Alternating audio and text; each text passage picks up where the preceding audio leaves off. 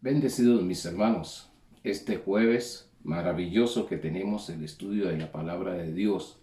Estamos escudriñando la palabra de Dios, aprendiendo a poder tener revelación de esa palabra que Dios nos ha dado, que está escrita.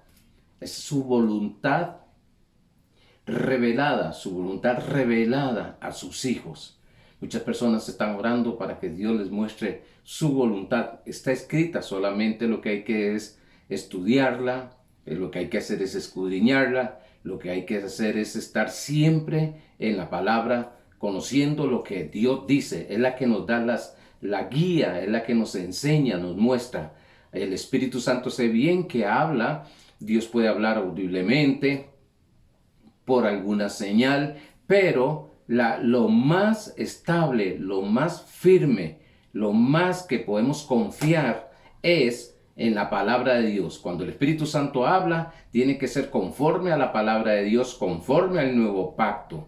Porque si no, entonces no es el Espíritu Santo el que está hablando. Muchas personas me preguntan, pastor, ¿cómo sé yo que es Dios el que me está hablando? ¿Cómo sé yo que es el Espíritu Santo el que me está hablando? Bueno, es conociendo su palabra que nos damos cuenta que es el Espíritu Santo que nos está hablando y que nos está dirigiendo a algo glorioso y maravilloso. Siempre, siempre que el Espíritu Santo habla, jamás, jamás va a ser en contra de la palabra de Dios. Al contrario, es conforme a la palabra de Dios. Bueno, los jueves estamos hablando acerca de interpretar correctamente las escrituras, interpretar correctamente las escrituras. Y hoy vamos a hablar de usar bien la verdad de Dios.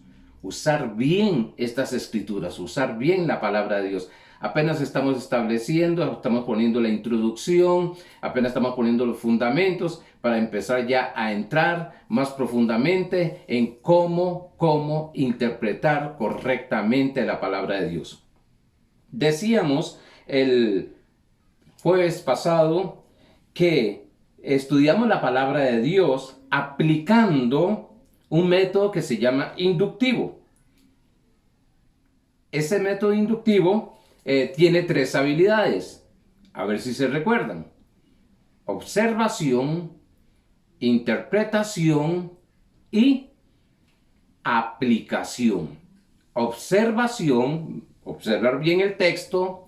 Interpretarla es tener claro lo que está diciendo y aplicarla, si es aplicable para el día de hoy, si es aplicable para mí.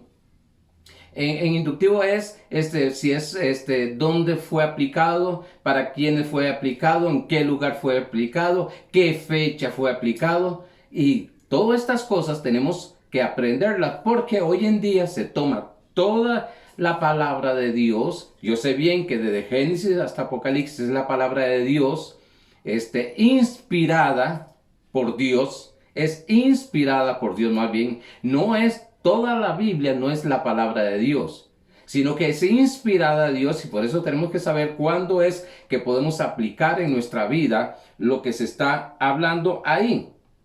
Vimos cómo Pedro hace referencia a la sabiduría espiritual que Pablo tenía. Pablo tenía una sabiduría espiritual tan exquisita que dice Pedro, y lo vamos a leer ahora, que a veces era difícil de entenderle, claro, porque el fundamento de Pedro, el fundamento de los 12 apóstoles era bajo ley, y todavía tenían cosas bajo la ley. Aunque empezaron a caminar en la dispensación de la gracia, ellos fueron enviados, los 12 apóstoles fueron enviados para el pueblo de Israel, para ese pueblo. Pablo fue levantado por Dios para el pueblo gentil, los que no tenían ley. Pero claro, lógicamente la tradición fue trayendo lo que era leyes, estableciendo leyes, y hasta hoy hay una mezcla de gracia y ley. Por eso tenemos que aprender a usar, y vamos a ver ahora, dividir la palabra de Dios. Pues vamos al texto de inicio que tenemos, que es 2 de Pedro, capítulo 3, verso 15 al 16 en la versión NTV. Segunda de Pedro, capítulo 3, verso 15 al 16 NTV. La versión dice: y recuerden que la paciencia de nuestro Señor da tiempo para que la gente sea salva. Qué paciencia de nuestro Dios, ¿ah? Ahí siempre está, tiene la bendita manía, si podemos decirle así, la bendita manía de andar siempre detrás del hombre y de la mujer, lógicamente, para salvarlo, teniendo paciencia hasta que la persona pueda y tome la decisión, no tanto pueda, tome la decisión de recibir a Jesucristo como su Señor. Esto es lo que nuestro amado hermano Pablo también les escribió con la sabiduría de Dios. Esa sabiduría que Dios le dio a Pablo, una sabiduría no terrenal. Si usted ve 1 Pedro y 2 de Pedro, perdón, 1 de Corintios y 2 de Corintios, usted vea a Pablo hablando que su sabiduría, que sus palabras no son palabras de este mundo, sino que son celestiales, sobrenaturales. Por eso dice en 1 de Corintios capítulo 2 que esta palabra, esta sabiduría es locura para la gente que se pierde porque no la pueden discernir espiritualmente, porque la palabra de Dios se entiende solo por medio del Espíritu. Dice también, al tratar estos temas en todas sus cartas, Pablo, ustedes sabían que fue el que escribió más del Nuevo Testamento y fueron cartas, no libros. Hay gente que dice, vamos al libro de 1 Corintios. No, no es un libro, es una carta. Fueron cartas que fueron enviadas. Algunos de sus comentarios son difíciles de entender. Tremendo, porque ellos querían entender el Evangelio de la Gracia todavía con pensamientos de ley. Y se les hacía a veces difícil de entender. Y los que son ignorantes e inestables, han tergiversado sus cartas para que signifiquen algo muy diferente. Si tomaron, eso lo vimos el jueves pasado, tomaron lo que era la enseñanza de la gracia, el evangelio de la gracia, para hacer las cosas y aplicarlas no debidamente, como Pablo la estaba expresando, como Pablo la estaba enseñando. Así como lo hacen con otras partes de la Escritura, esto resultará en su propia destrucción. Vimos este pasaje de 1 Corintios, capítulo 6, verso 12, 1 Corintios 10, 23, donde dice Pablo, todo me es lícito, somos libres de hacer todo.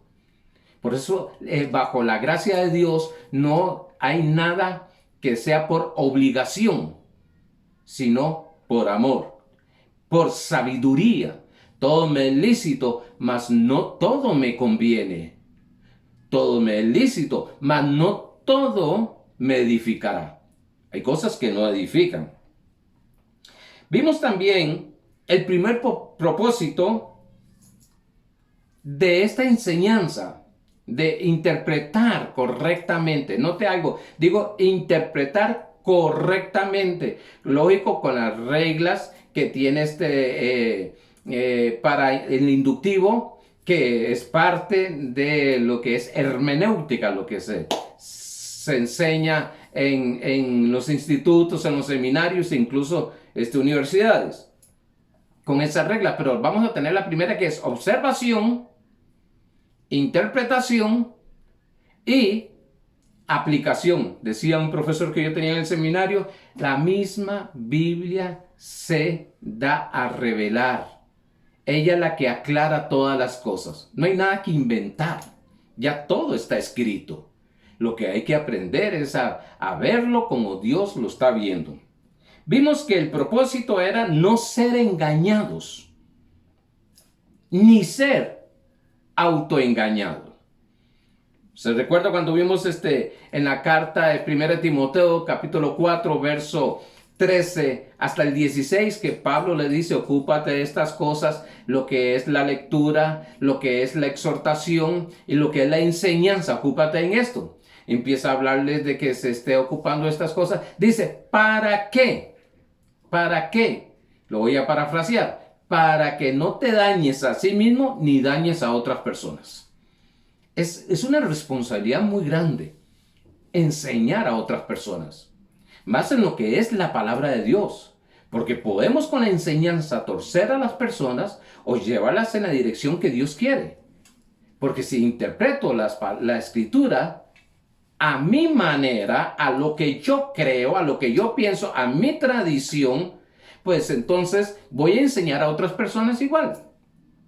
Recuerdo cuando estaba en nuestro país, Costa Rica, lo fuerte, lo que era el legalismo, y se estaba enseñando lo que era la salvación por fe, por medio de la fe, por gracia por medio de la fe, pero después había que hacer un montón de cosas para mantenerse. Todavía escucho por ahí enseñanzas donde dicen que usted tiene que prepararse, cuidarse y usted tiene que estar listo para la venida de nuestro Señor Jesucristo, dando a entender entre líneas que si no estás listo, no estás preparado, si no haces lo que la obediencia que Dios demanda, pues no eres salvo o pierdes la salvación. Donde la palabra de Dios nos enseña totalmente otra cosa.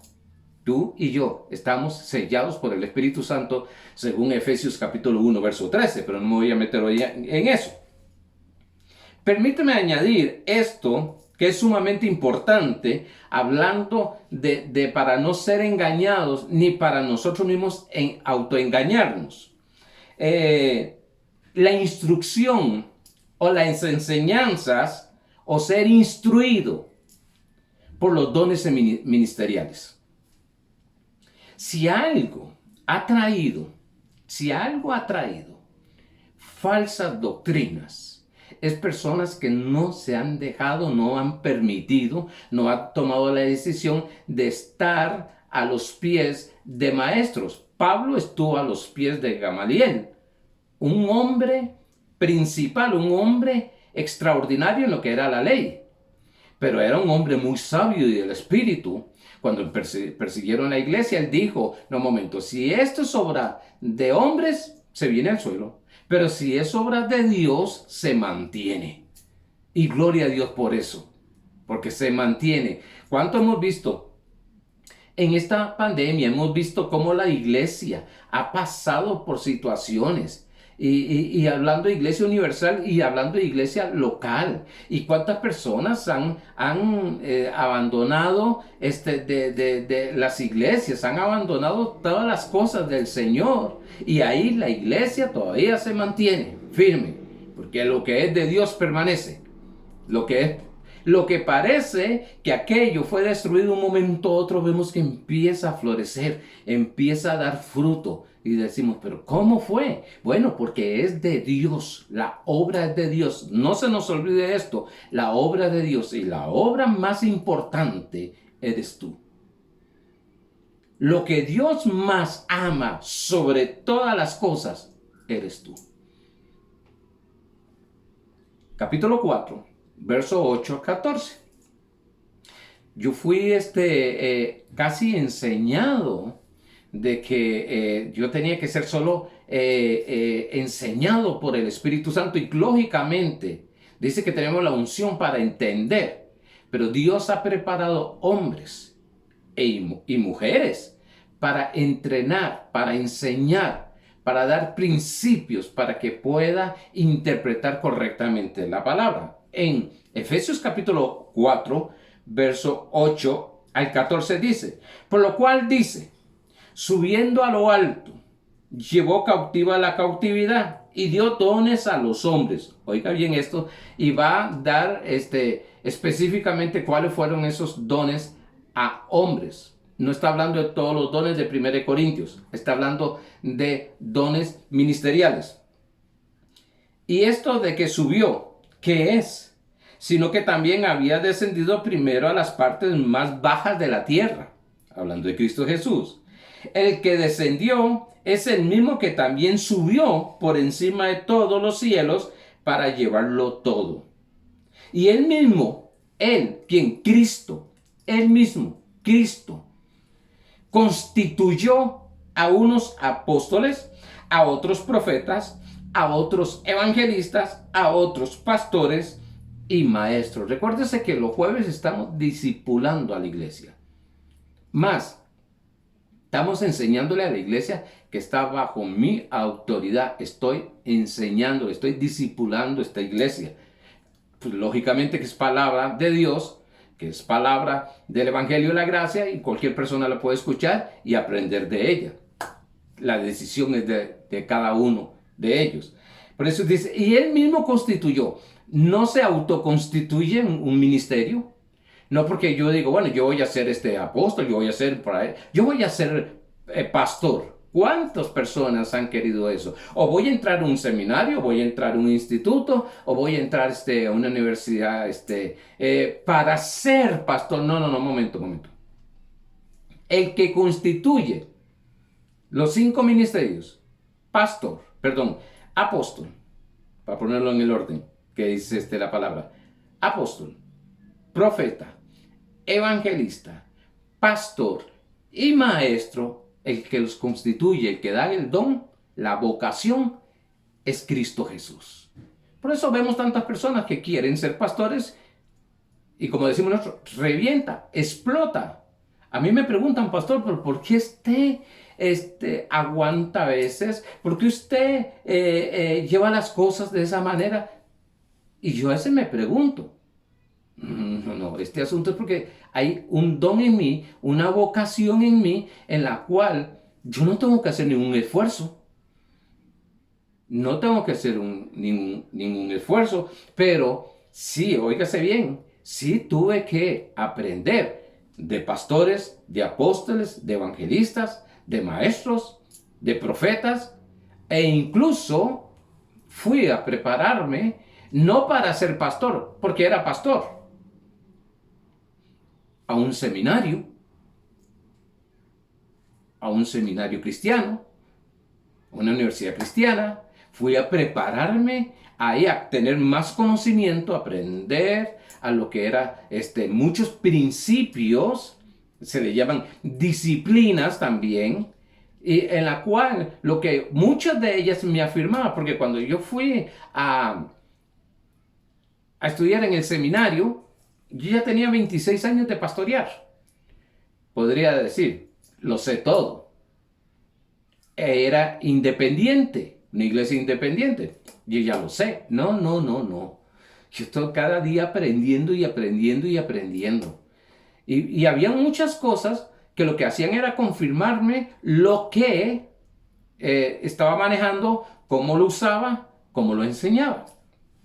Bueno, dice, a fin de perfeccionar, propósito, estos 5 ministerios, estos dones ministeriales que Dios le ha dado a la iglesia. Cuando hablo iglesia, a la iglesia general, incluso puede ser local también, a la iglesia Dios le dio un don. Recuerdo cuando Jesús estaba frente a la samaritana y le dijo, si tú supieras el don de Dios que está delante de ti. Y está hablando de su ministerio. Es un don, es un regalo, es una gracia. Ninguno de los apóstoles, profetas, evangelistas, pastores y maestros hicieron nada para recibir ese don. Ni son mejores que los demás. Todos nosotros somos, los pastores, los ministerios, somos igual a los demás, solo que se nos fue dado un oficio. Que ese oficio se llama apóstol. El apóstol tiene su oficio, el profeta su oficio, el evangelista su oficio, el pastor tiene su oficio y maestro tiene su oficio. Entonces tenemos que ir comprendiendo esto, porque algunos creen que tener pastores es para que nada más lo tengan amarrado. No. Es para que me para tener un propósito, que me perfeccione, dice, a fin de perfeccionar, pastor, pero ya no somos perfectos una vez para siempre, sí, pero estamos hablando de madurez, de desarrollo, me gusta más la palabra, desarrollarnos nosotros. Sí, en el espíritu estamos perfectos, pero debemos desarrollarnos alma y cuerpo. Y para eso Dios dio estos ministerios, a fin de perfeccionar a los santos para la obra del ministerio, para la acción del ministerio, para la edificación del cuerpo de Cristo. Note algo, los ministerios no son para edificar, construir, sino para perfeccionar a los santos, para que ellos construyan el cuerpo de Cristo. O sea, hablando de la iglesia en general. Hasta que todos lleguemos a la unidad de la fe y del conocimiento del Hijo de Dios, a un varón perfecto, a la medida de la estatura de la plenitud de Cristo. Voy rápido porque si me quedo aquí no pasa al segundo punto. Para que ya no seamos, estos 5 ministerios para ya no ser niños fluctuantes. Niños fluctuantes, Dios mío. Ver cristianos, y es doloroso, ver cristianos con tantos años en Cristo, es como niños fluctuantes, llevados por doquiera de todo viento de doctrina. Los mueve cualquier cosa, cualquier viento de doctrina los mueve. Dice, por estratagemas de hombres que para engañan emplean con astucia las artimañas del error. Es para ya dejar de ser niños. No estoy hablando en el espíritu, estoy hablando en mente. Estoy hablando en el alma. Dejar de ser niños. Dios, hay cristianos que no saben. Voy a poner una que sé que va a poner un poquito fuerte esto. Oigo cristianos poniendo señales. Dios, pongo esta señal para ver si eres tú. No saben ser dirigidos por el Espíritu Santo. No saben, no han crecido, no se han desarrollado en la palabra para ser dirigidos por el Espíritu Santo. Porque dice la Biblia, Dios, que a nosotros nos dirige el Espíritu Santo, no señales. Y hay muchos caen en ese problema. No estoy diciendo que Dios no puede hablar de una manera, de otra manera, pero estoy hablando de lo que es el fundamento. Dios no nos guía por señales a sus hijos. Dice que nos guía por el Espíritu Santo. Y entonces por eso es que mucha gente cae en errores. ¿Cuántas doctrinas falsas hay? Y usted se queda pensando, ¿cómo creyeron eso? ¿Cuánta gente han muerto en una doctrina falsa? Porque el líder les dijo, bueno, tienen que hacer esto y esto, matarse, o vamos a sacrificar, los vamos a sacrificar, como escucho a algunos, es que hay que sacrificarse por el Señor. No, el que se sacrificó fue Cristo Jesús. Nosotros no, nosotros vamos a disfrutar de la gracia de Dios que es consumado es, tetelestai, hecho está. Dios no te llamó a sacrificarte. Hay pastores que dicen, es que el ministerio pastoral es muy sacrificado. Bueno, porque lo quiere, pero el que se sacrificó por ese ministerio es Cristo Jesús y la obra. Segundo, yo sé que me estoy metiendo en discipulado también, de ministerial y preparación de obreros para el ministerio. Segundo propósito,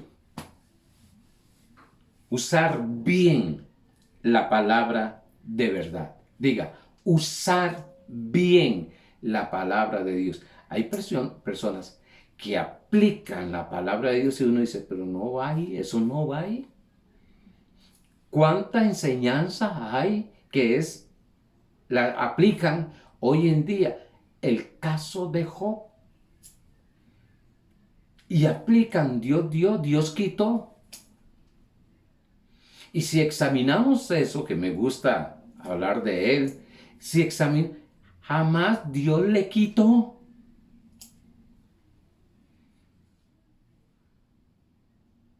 Bueno, vamos a glorificar a Dios por esta enfermedad. No, no, no, no, no, no. Dios no habla que se glorifique a Él. Él no es glorificado en la enfermedad. Él es glorificado en la sanidad. Y hay un montón de conceptos, un montón de cosas, doctrinas que afectan nuestra fe. Fe pura, la correcta. Porque ejercemos fe. Y por eso es que sufre tanto el cristianismo, porque ejercemos fe en ese conocimiento que nos dieron, con muy buena intención, tenían hasta ese momento revelación, hasta ahí habían llegado.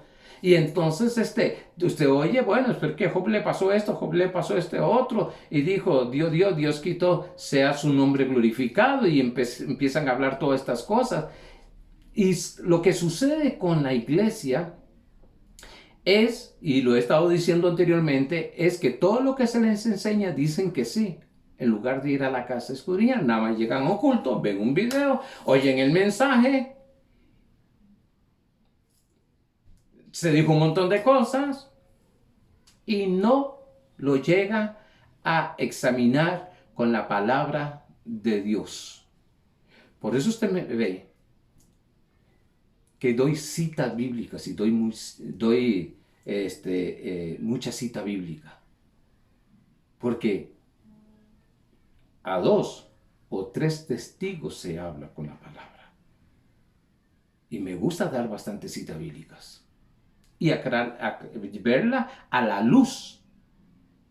Interpretarla a la luz del nuevo pacto.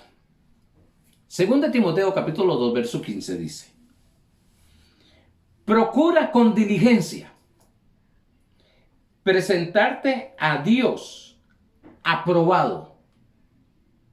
Pastor, ¿qué hago para presentarme a Dios aprobado? Ahorita vemos esto. Como obrero que no tiene de qué avergonzarse, que usa bien la palabra de verdad. Está hablando de un obrero. Bueno, se conoce también como obrero como un discípulo, y para mí pues todos es discípulo del momento que nace de nuevo, está en la preparación del discipulado, pero casi Pablo le está hablando a un pastor, le está enviando cartas a un pastor. Y esta parte le está hablando a él, a un obrero. Yo creo que también obrero es aquella persona recién nacida o aquella persona que le habla de Cristo a otra persona. Y dice, usa bien la palabra. Primero, aprobado, presentarse a Dios como lo que eres. Sí, eso es presentarse diligentemente como un obrero aprobado, no probado. Que ahí esa palabra es donde entra, y más adelante estaremos viendo eso, aprobado. Sí, usted lo que está diciendo es, preséntate diligentemente delante de Dios como lo que eres, un obrero aprobado. ¿Aprobado por quién? Por Dios. Preséntate como un obrero aprobado.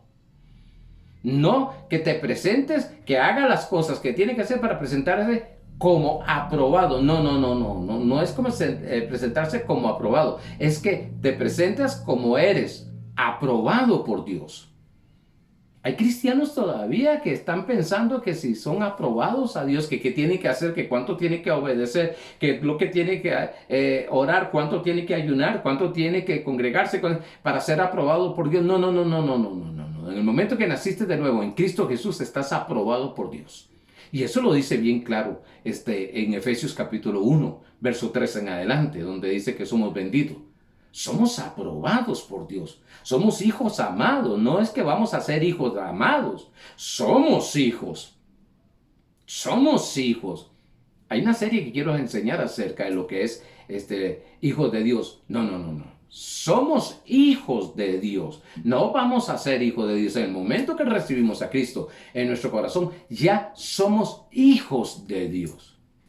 aprobados por Dios. No, no nos va a probar. A ver, bueno, vamos a probarlo a ver si es hijo de Dios. ¿Para qué Dios tiene que probarnos si conoce nuestro corazón? Es omnisciente. Es aprobado. Aprobado. Porque Él dio un don a las personas en el ministerio. Están aprobados por Dios. Y en cualquier área estás aprobado por Dios. Estás autorizado por Dios.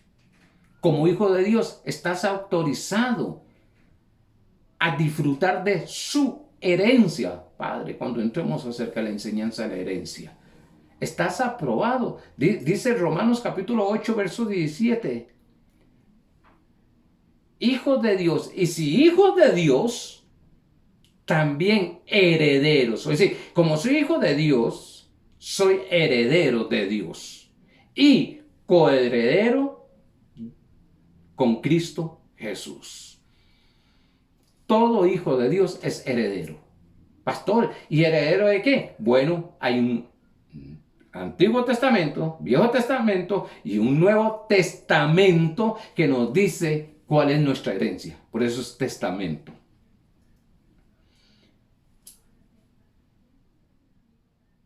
Dice en la versión 2 Timoteo 2:15, mismo pasaje, Dios habla hoy, DHH, Dios habla hoy, dice, haz todo lo posible para presentarte delante de Dios como un hombre de valor comprobado. ¿Se da cuenta? Preséntate a Dios como un hombre, no, valor comprobado, no está hablando de ser valiente, sino que tienes valor. Tienes, Pedro es el que dice, nosotros fuimos salvados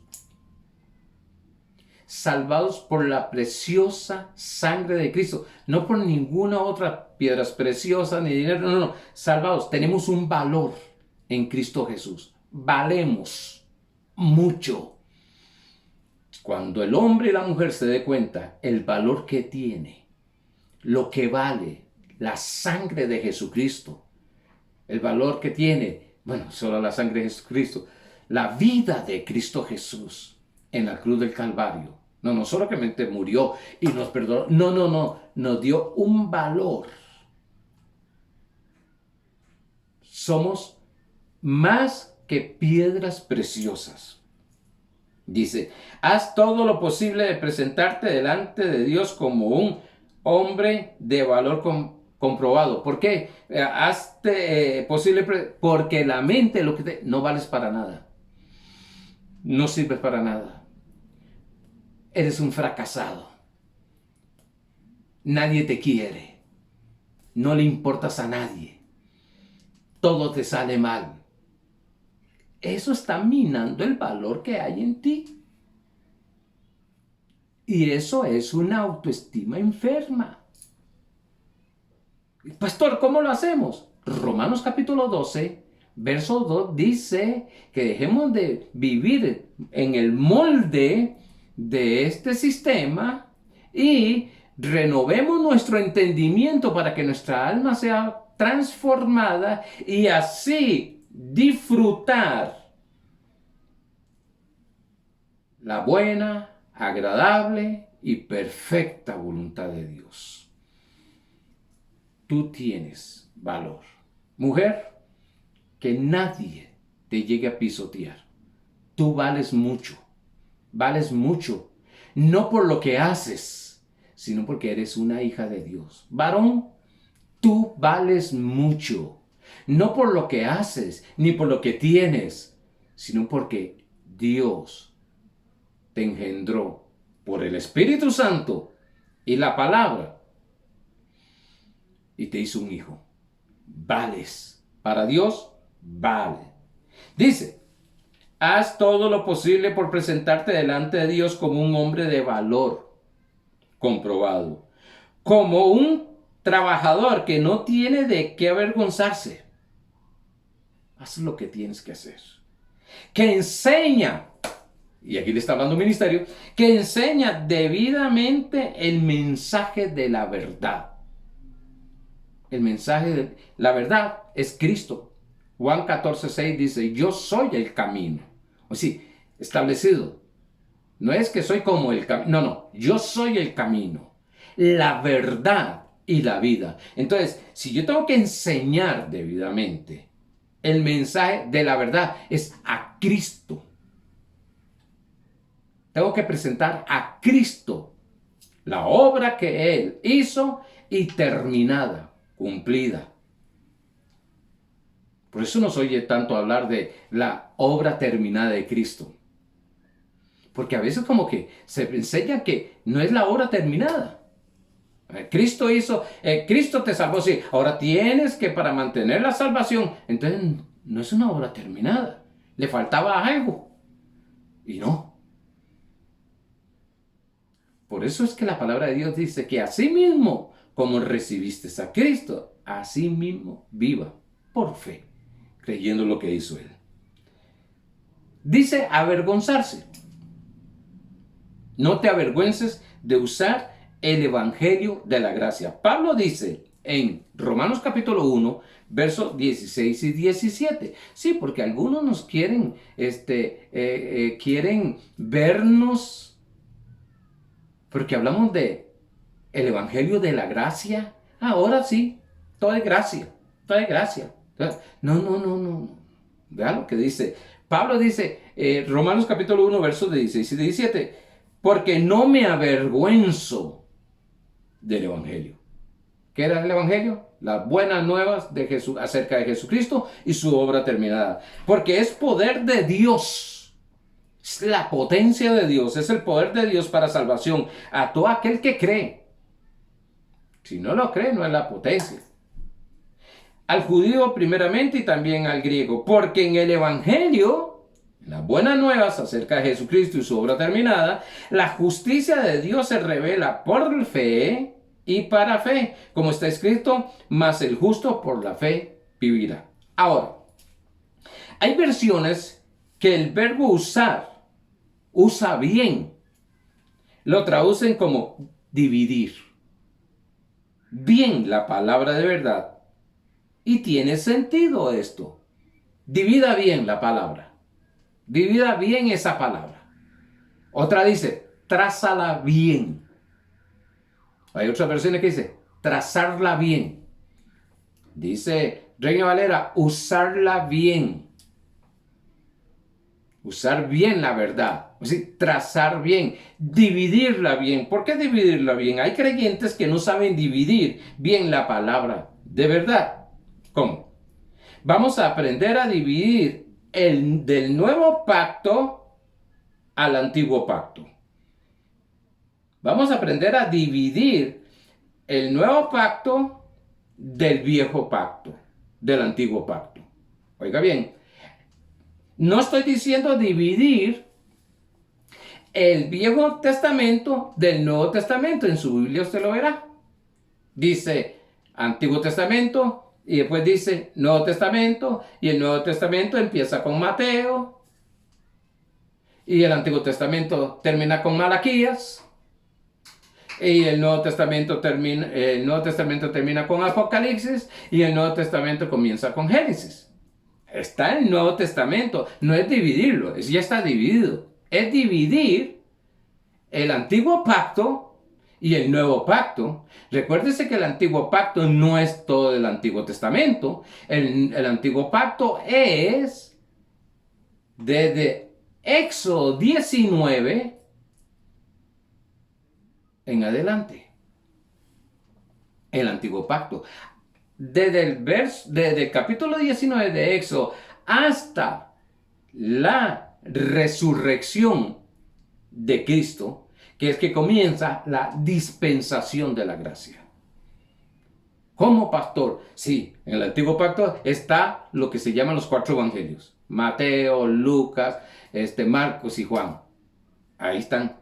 Pero parte porque en el momento que Cristo muere y resucita, entramos en la dispensación de la gracia.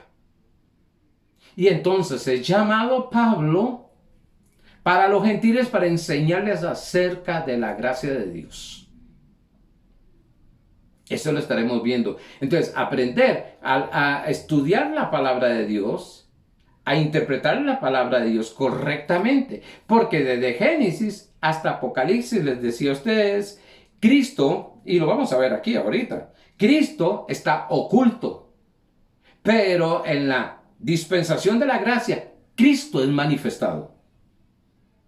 En Colosenses capítulo 1, 24 y 28, que voy rapidito porque se me está yendo el tiempo, y espero en el Señor de que cada uno de ustedes estén captando, tomando, escuchen estos mensajes, porque vas a aprender y entonces ya vas a poder dividir bien. Esto es del antiguo pacto o del nuevo pacto. Si es del antiguo pacto no es para mí. Si es del nuevo pacto es para mí. Y vamos a ver de qué de qué nos liberó Cristo del antiguo pacto. Dice en el capítulo 1 de Colosenses, verso 24 hasta el 28, dice, y voy cerrando con esto: ahora me gozo en lo que padezco por vosotros, y cumplo en mi carne lo que falta de las aflicciones de Cristo por su cuerpo, que es la iglesia, de la cual fui hecho ministro. Fue hecho. ¿Quién constituye? Cristo es el que constituye los ministerios. Por eso, no se esfuerce. Si Dios te llamó al ministerio, de estos 5 ministerios, que se le llaman unciones mayores, deje que usted nada más prepárese y camine. Camine en eso. Pastor, es que yo no sé el don que yo tengo. Después estaremos hablando, pero es fácil. Es para todo aquello que usted se inclina. Mire, hermano, mire, estudiar la palabra de Dios. Predicar la palabra de Dios. No voy a decir me fascina, porque la fascinación es hechicería. Eso es una hechicería. ¿Cómo pasa? Después lo vamos a ver. Hay gente que dice, me encanta. El encantamiento proviene de la hechicería. Hay que tener cuidado. No estoy hablando de brujería. Una cosa es hechicería y otra cosa es brujería. Pero bueno, no me voy a meter ahí, sino los enredos total. Ok. De la cual fui hecho ministro según la administración de Dios, que me fue dada para con vosotros, para que anuncie cumplidamente, completamente. Este es el cumplimiento. Esto es la totalidad de la palabra de Dios. Esto es lo que trae la totalidad de la palabra de Dios. Antes era Cristo salva, Cristo libera, Cristo, no recuerdo las otras que era, y lo último era Cristo viene. Eran 4 esquinas. Cristo salva, Cristo sana, Cristo libera y Cristo viene. Pues aquí Pablo me dice que esta enseñanza, esto que vamos a ver ahora, es el cumplimiento de todo. Está completo ya esto, con esto que vamos a ver. Dice, el misterio, lo que estaba oculto, el misterio que había estado oculto desde los siglos y edades, pero que ahora ha sido manifestado a su santo. Vamos a ver el misterio que viene desde Génesis, corriendo, caminando, y entró lo de la ley también. De ahí, ese misterio, eso oculto, que estaba oculto, pero ahora ha sido manifestado a los santos. ¿Quiénes son los santos? Aquellos que han nacido de nuevo, aquellos hijos de Dios. La iglesia, a quienes Dios quiso dar a conocer, Dios en su infinito amor quiso dar a conocer las riquezas de la gloria de este misterio entre los gentiles. No es entre los judíos. Yo sé bien que el pueblo judío es un pueblo escogido por Dios, pero bueno, está hablándonos aquí, Pablo no está hablando. Ellos rechazaron a Jesucristo. Aquí incluso usted ve muchas iglesias en concorte judaico Y usted verá que el Nuevo Testamento lo hace a un lado, eso no existe. Y algunos que todavía reciben un poquito dicen que Jesús era simplemente otro profeta, no el Hijo de Dios, no Dios. A quienes Dios quiso dar a conocer las riquezas de la gloria de este misterio entre los gentiles, que es Cristo. Ojo, ojo lo que es.